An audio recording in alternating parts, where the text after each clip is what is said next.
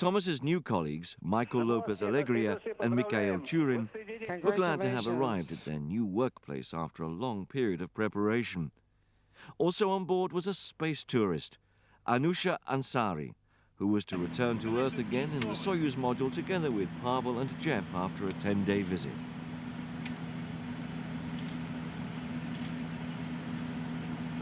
With 6 people on board, things were naturally pretty busy.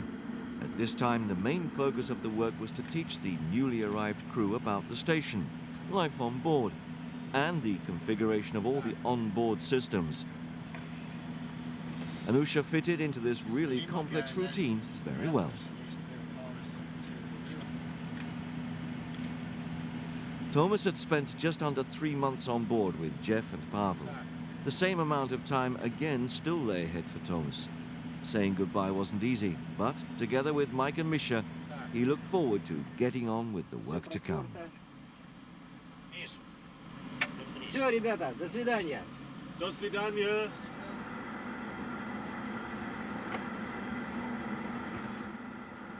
The re-entry of the Soyuz module with Jeff, Pavel and Anusha on board was a stunning spectacle. The landing module, which had separated from both orbital sections after a braking maneuver, flew on as a bright point whilst the sections burned up in the atmosphere.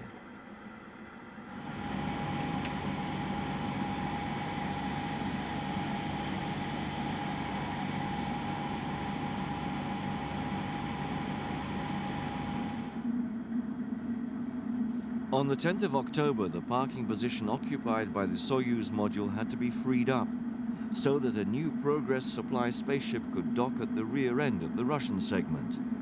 The spaceship was moved to the lower docking point on the Russian Zarya module. For this maneuver, the whole crew took their seats in the Soyuz. The onboard systems in the ISS had to be configured for unmanned operation before cast-off, and then return to their start position again after docking.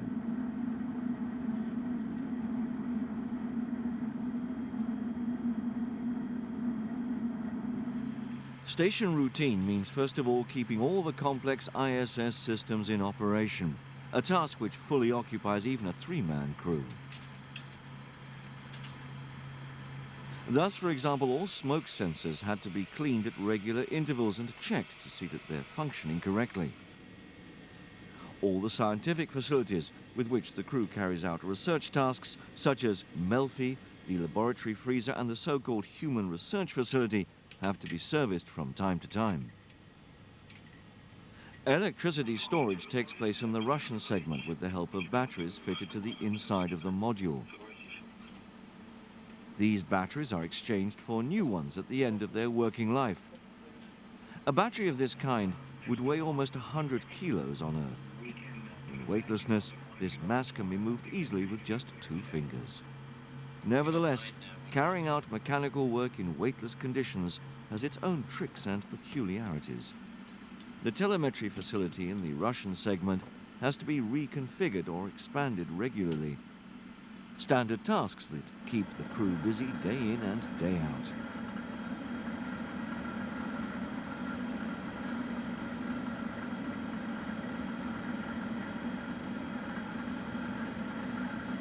Resupplying the ISS with spare parts, experimental units, water, food and other consumables takes place at approximately 3 to 4 monthly intervals using Russian Progress modules.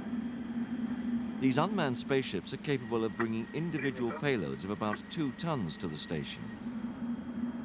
From the middle of this year, resupply of the ISS will also be carried out by the Automated Transfer Vehicle, ATV, developed in Europe.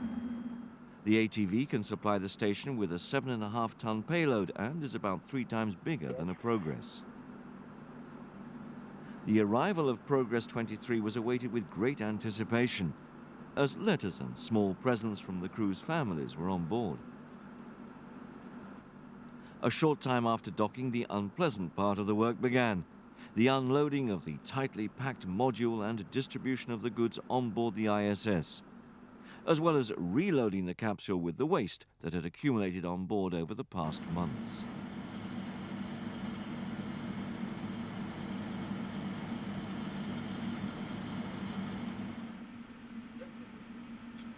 Some fresh fruit which arrived on Progress was a pleasant addition to the menu, at least for a short time.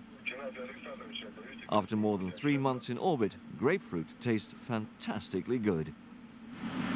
So sehen die russischen dehydrierten Mahlzeiten aus. Auch in einer riesigen Tüte. Klar, das ist ja eine Suppe. The food on board the ISS consists mainly of dehydrated foodstuffs and prepared meals in tins or bags.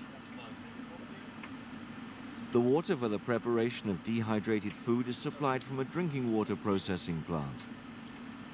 It comes in part from condensation from the air conditioning and from water produced in the Space Shuttle fuel cells, or is delivered on board the Progress transporter. Naturally, you don't eat soup with a spoon. You drink it out of a bag with a kind of straw. Even in a state of weightlessness, the astronauts occasionally have to weigh themselves. A traditional set of scales would not work here, of course. Body mass is determined with the aid of a spring mass resonator.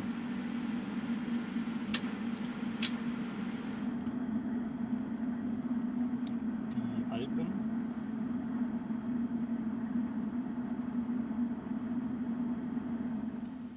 For all the human medical research, the crew members are not only operators, but also test subjects.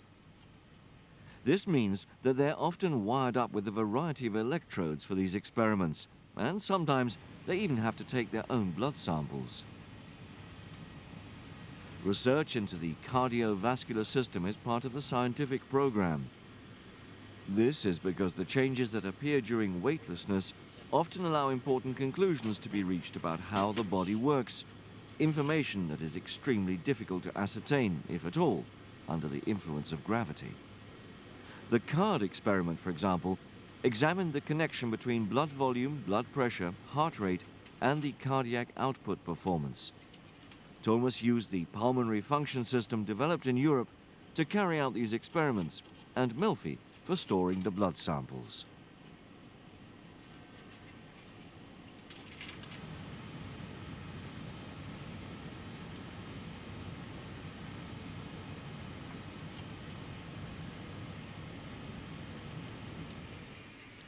In a NASA biology experiment, the growth behavior of developing plants under weightless conditions was investigated.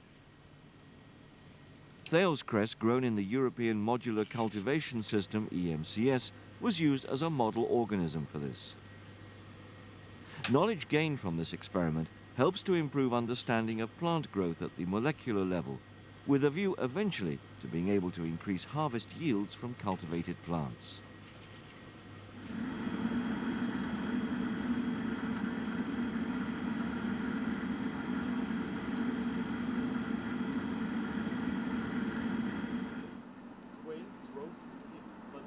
The menu on board is varied to some extent, but in spite of this, you soon begin to miss freshly prepared meals. The crew greatly enjoyed some French cuisine that was delivered in the last Progress transport, as it was a real change from the on-board rations. A good meal like this also helps to distance the crew a little from the normal on-board routine, and encourages them to chat about things that don't necessarily have anything to do with daily work. You know, of course we are enjoying this food, but we have no doubt that it would taste much better if we would have had also very good wine to it. So who knows, maybe in future this will be possible.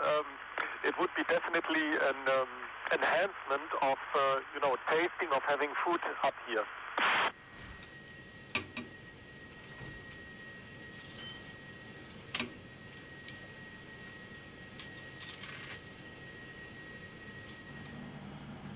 Five and a half months after starting his mission, Space Shuttle Discovery, in which Thomas came to the ISS in July, and in which he would now return to Earth, was finally launched.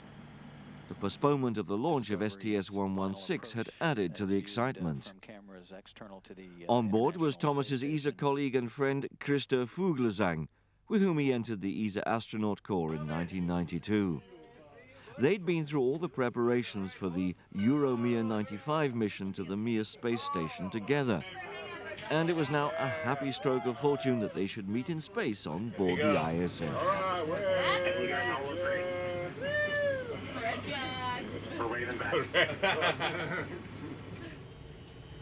This shuttle crew also had some challenges to overcome. Several spacewalks to retract one of the solar panels on the transfer of 2 tons of supplies. Good luck, Krista! During the spacewalks, the main task was to connect the solar generators of the P3, P4 module, which was installed a few months ago, with the energy supply of the American segment and to reconfigure the station's thermal control system. Krista was scheduled to take part in 2 of these spacewalks into open space. In order to ensure full functionality of the P3, P4 segment, one of the solar panels installed on the upper side of the ISS had to be retracted. During this automated procedure, a problem occurred which could only be overcome by an additional spacewalk. This meant that Fuglesang had a 3rd excursion. Yes, that's...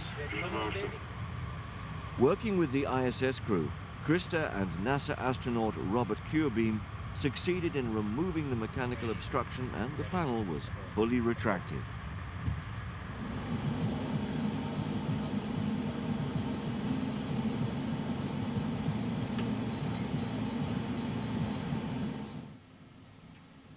One of the scientific experiments that Thomas carried out together with Krista was Althea, an investigation into the effects of cosmic radiation on the central nervous system. Thomas had already operated this unit several times in an autonomous recording mode during his stay on board the ISS. While Fuglesang attached the electrodes to his head and put on the helmet equipped with radiation sensors, Reiter activated the unit and prepared for data recording. Yes, hello to everybody. This is indeed a special event for us. I've been waiting for Krista not only to fly into space for long, but to be especially here on the station. I think this is really a great moment to be together up here in space. Of course, we are all enjoying this beautiful view to the Earth, the feeling of weightlessness. But after a couple of months, yes, we are definitely starting to miss things. We miss our families. We miss the feeling of being in the nature. The smell of fresh flowers, and of course our favorite foods, just to name some of them. So I'm really looking forward to come back after almost half a year.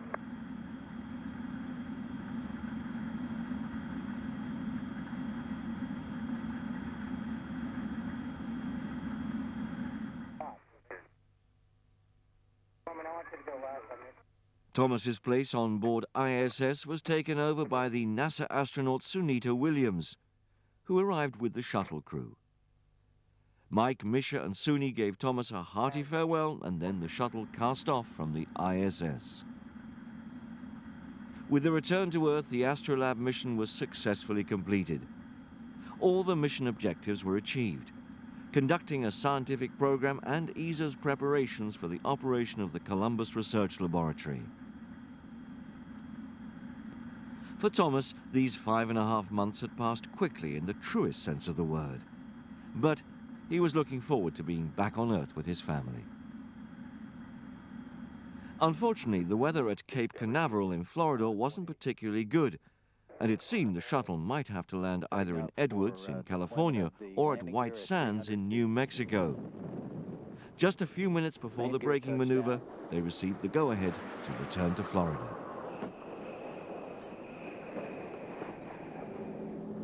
Roger, we'll stop. Discovery.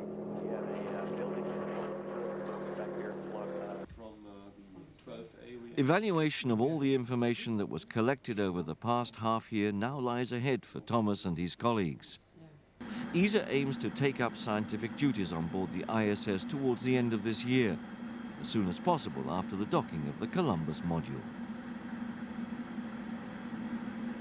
And beyond this, ESA must look ahead into the future. The ISS provides a testbed for the technologies needed for man's ongoing exploration of space. Together with its international partners, Europe has enormous contributions to make in this field.